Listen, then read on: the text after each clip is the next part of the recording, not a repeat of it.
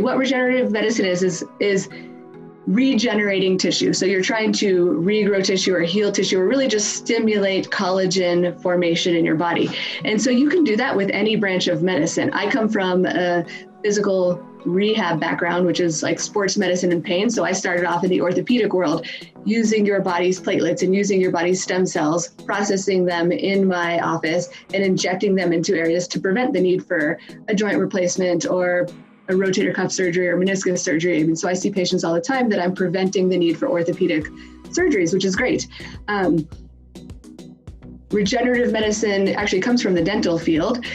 So it's been branched out into all areas. I do some aesthetics as well. Like you said, the vampire facial, they take your blood, they're processing down, getting a concentrate of your platelets, and then typically either microneedling it on your face or injecting it into your face, however you have it done. And that's stimulating collagen in your face. And the reason why you can use regenerative medicine in so many different areas of medicine is because we're taking your body's cells, right? So it's a cellular level. So we all are a ball of cells at the end of the day.